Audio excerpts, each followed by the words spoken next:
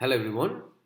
So now we will discuss about the muscles of the ankle and foot, or the muscles which create movement at the ankle and other joints of the foot. The muscles are divided into different compartments. It is divided into four compartments: the anterior compartment muscles, the lateral compartment muscles, and the posterior compartment muscles, which are divided into two: the superficial posterior compartment and the deep posterior compartment. And all the compartments are divided and surrounded by fascia.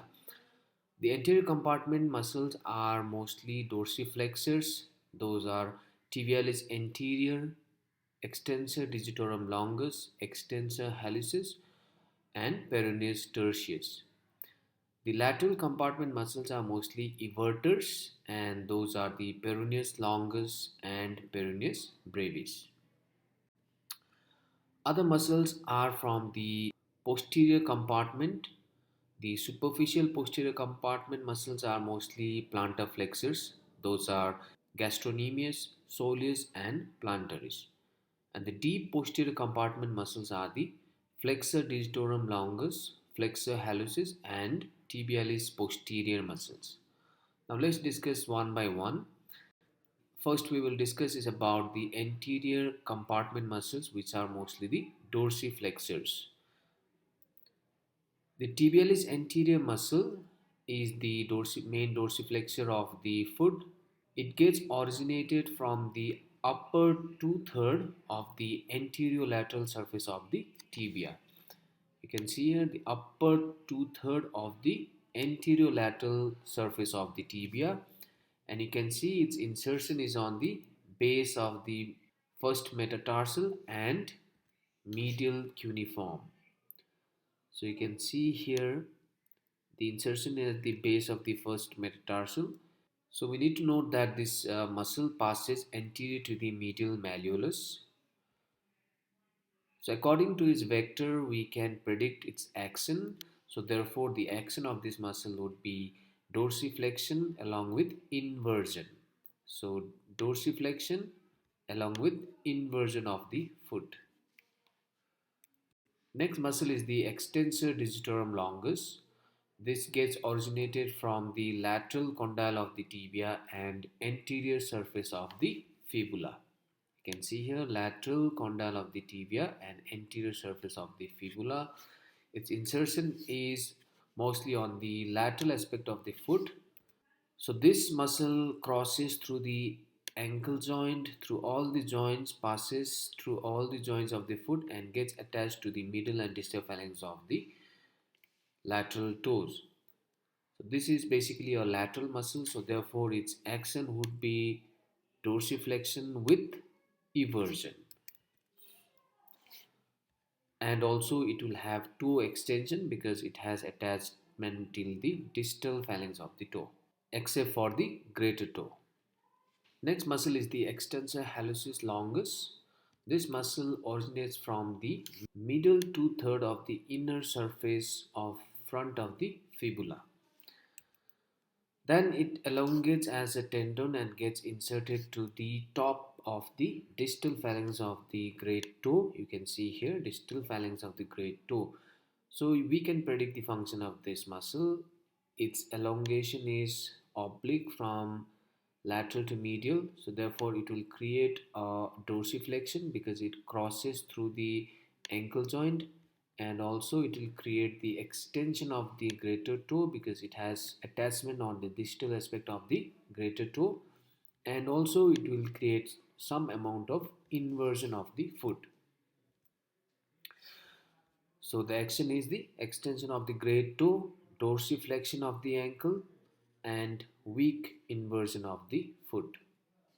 Next muscle is the peroneus tertius muscle. It originates from the lower fibula and it gets inserted on the dorsal surface of the fifth metatarsal. So you can see here the insertion is on the fifth metatarsal. So this is a lateral muscle, therefore its action would be dorsiflexion because it crosses the ankle joint from the anterior aspect of the foot, and also it can create eversion because it is attached on the lateral aspect of the foot on the fifth metatarsal. So the action of this muscle is eversion and dorsiflexion. Now let's move on to lateral compartment of the leg.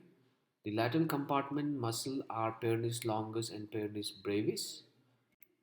The peroneus longus muscle originates from the head of the upper two-third of the outer surface of the fibula. You can see here upper two-third of the outer surface of the fibula. Then it gets inserted on the first cuneiform and first metatarsal bone. So you can see it elongates as the tendon goes posterior to the lateral malleolus. You can see on the second animated video here, it goes underneath the foot. So you can see below here underneath the foot, you can see it is attached on the first metatarsal and on the first cuneiform. So this muscle comes from lateral and goes to medial aspect of the foot from the underneath of the foot. So the action of this muscle would be plantar flexion because it is coming from the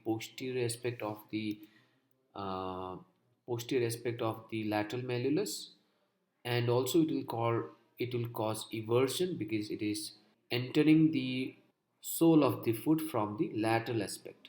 So it can cause eversion as well as plantar flexion of the foot. The next muscle is the peroneus brevis muscle. It originates from the lower two-third of the outer surface of the fibula. Its insertion is on the dorsal surface of the fifth metatarsal. You can see here it doesn't go underneath the foot on the medial aspect. It will be inserting on the lateral aspect itself on the fifth metatarsal. It also passes through the posterior aspect of the lateral malleolus. Therefore, its action would be similar to the longus, that is plantar flexion and eversion of the foot. Moving on to posterior compartment muscles. The first muscle is the largest muscle of the posterior compartment and the largest muscle of the leg, that is the gastrocnemius muscle. So gastrocnemius muscle has two belly. You can see in the picture here, two belly, the medial and the lateral. It originates from the posterior surface of the two femur condyles. You can see here, it originates from the two femur condyles and it gets inserted to the posterior surface of the calcaneus via Achilles tendon. So the action of this muscle would be flexion at the knee joint because it crosses the knee joint, and also dorsiflexion of the ankle joint because it crosses the ankle joint. So these are the main actions of this muscle, that is plantar flexion of the foot and flexion of the knee. Next muscle is the soleus muscle. It is located beneath the gastrocnemius muscle, and the origin of this muscle is from the two-third of the posterior surface of the tibia and fibula. So this is not coming from the femur, it is coming from the tibia and fibula, therefore it won't have any action on the knee joint. This muscle gets inserted along with gastrocnemius through the Achilles tendon on the posterior surface of the calcaneus. The action of this muscle is same as gastrocnemius for ankle joint, that is plantar flexion, but it won't have any action on the knee joint. So gastrocnemius and soleus together is called as triceps surae of the lower limb because it has three bellies, two bellies from the gastrocnemius and one belly from the soleus.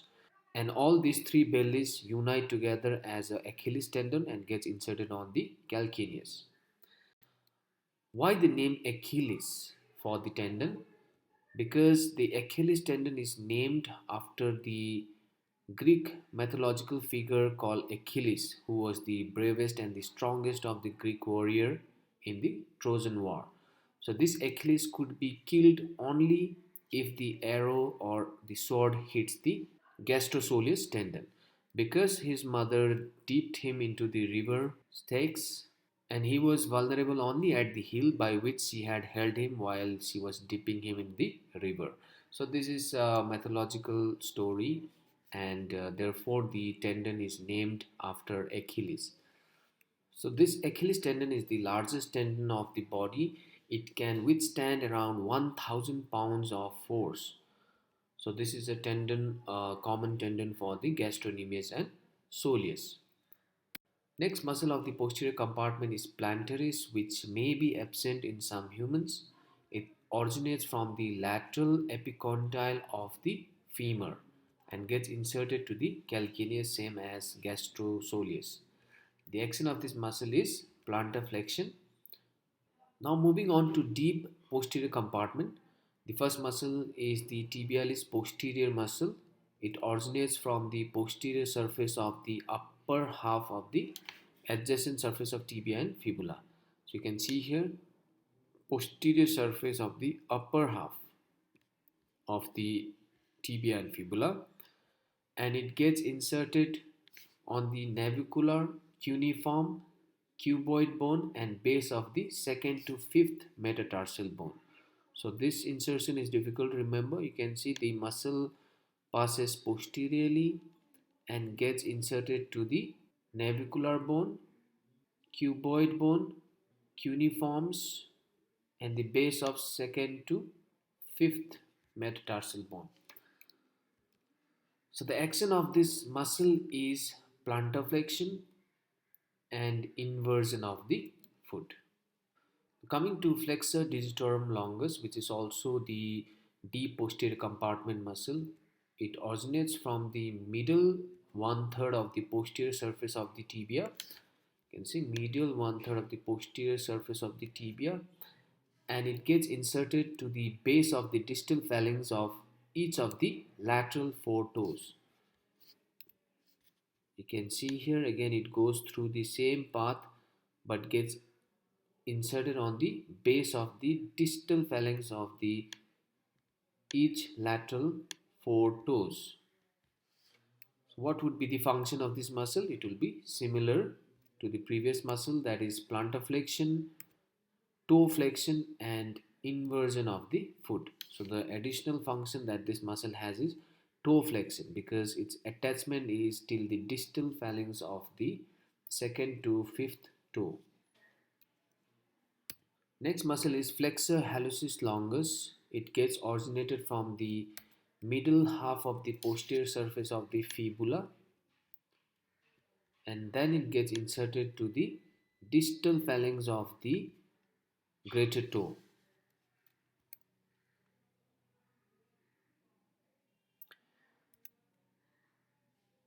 So the action of this muscle would be plantar flexion, flexion of the great toe because it is passing through the plantar surface of the foot till the distal phalanx of the great toe. So therefore it will create flexion of the great toe and also inversion of the foot because it is coming towards the medial aspect of the foot. So these were some of the muscles from the lower limb which creates movement at the ankle joint and other joints of the foot. Thank you.